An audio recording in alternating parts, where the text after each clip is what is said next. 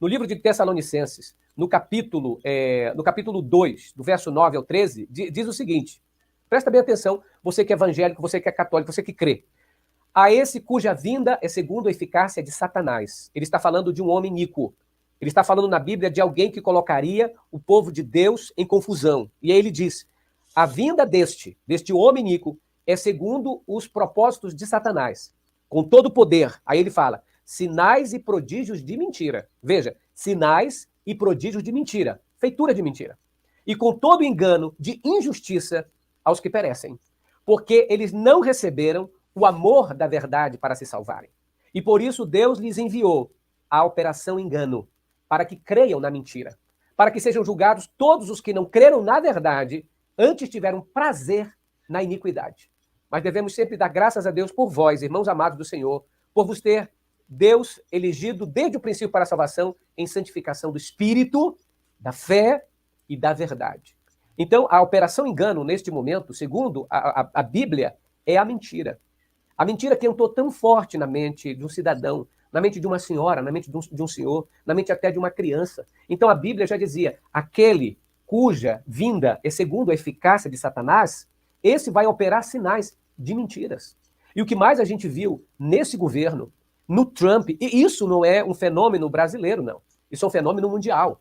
Aonde está a operação engano, aonde está o dedo do inimigo de Deus, está a operação engano a se operar. Eu sei que é muito difícil para aqueles que são ateus, que são gnósticos, agnósticos, que pensam diferente de mim, mas veja, eu tenho dois olhares. Um olhar espiritual sobre a causa e um olhar social sobre a causa e político. Eu estou explicando do lado espiritual. Porque a Bíblia ela já alertava que o povo que não amaria a verdade, que seguiria a mentira e acreditaria na mentira, seria então levado como vara verde para o lado que o engano quisesse. E nós vimos o que aconteceu nos Estados Unidos com Donald Trump, de pessoas se tornarem fanáticas por uma ideia, se tornarem fanáticas por um homem. E é isso que é o perigo.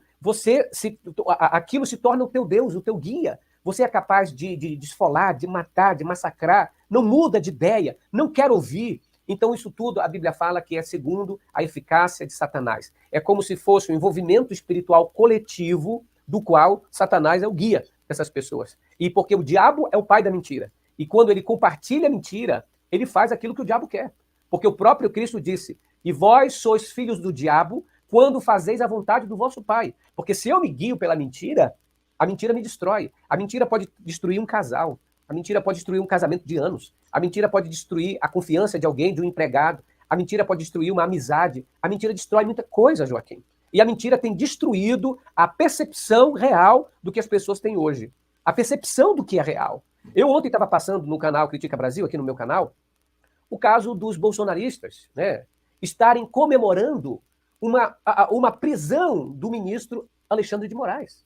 Veja, eles receberam uma falsa notícia no zap deles, porque eles recebem constantemente mentiras. E quando eles receberam essa mentira, veja como é tão forte aquilo que eles acreditam, que eles são capazes de comemorar, bater no peito, gritar, sem procurar fonte, sem saber qual é a realidade. Para eles, basta que eles digam o que eles querem ouvir. Então, isso é muito sério. É um delírio coletivo. É uma loucura coletiva. Quando eu falo no sentido sociológico. Quando eu falo no sentido teológico e espiritual, isso seria uma possessão demoníaca de uma maneira coletiva. Então, é algo assim perigosíssimo na sociedade. E isso aconteceu em vários tempos. Aqueles que estudam a história do mundo sabem que desde do Egito, quando se usou a religião para manipular a mente das pessoas, elas viam o que queriam.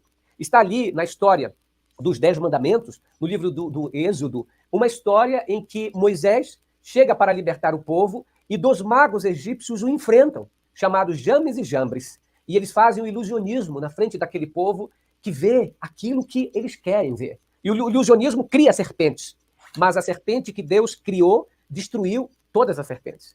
E agora eu quero chamar a atenção aos pastores que profetizaram em nome de Deus. Sabe o que a Bíblia fala sobre aqueles que profetizam em nome de Deus falsamente? Chama eles de falsos profetas. A Bíblia diz o seguinte, aquele profeta que profetizar algo dizendo que foi Deus que mandou e não acontecer, este profeta é falso e Deus nunca falou com ele. Assim, eu posso chamar o Malafaia, o Silas Malafaia, o pastor Silas Malafaia, de um falso profeta. E sabe por que o Malafaia nunca me processou? Porque eu utilizo a Bíblia para responder para ele. Está lá no livro de Jeremias. Está lá no livro de Deuteronômio.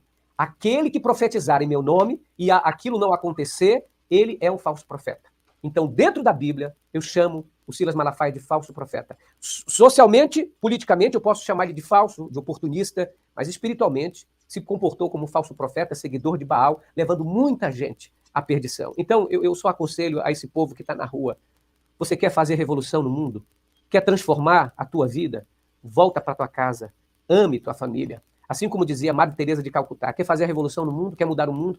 Vai para tua casa, ame a tua família, comece a dar valor na tua família, você vai ver as coisas mudarem. Sabe por quê? Porque se todo mundo voltar para sua casa, amar o seu pai, a sua mãe, os seus filhos, tudo vai mudar. Só que as pessoas não entendem. Elas não entendem que é o amor que modifica. E o que elas estão fazendo é ódio. Elas não percebem, o Joaquim, elas não percebem o que estão fazendo. É por isso que quando estava morrendo na cruz, Jesus falou para aquela multidão ensandecida, com raiva, com ódio, que pedia morte, alguém que nunca tinha feito nada de mal para eles. E aí Jesus olha com um olhar bondoso e diz assim: Pai, perdoa, porque eles não sabem o que fazem. Quando ele diz eles não sabem o que fazem, ele está aqui falando de uma maneira neurológica. Eles não estão percebendo o que estão fazendo. Eles não conseguem perceber a loucura que fazem. A coisa é tão grande, é tão perversa, é tão maligna, os afetou, os neurônios, as sinapses, todas as ligações neurológicas foram contaminadas. Eles não conseguem perceber a loucura em que se meteram.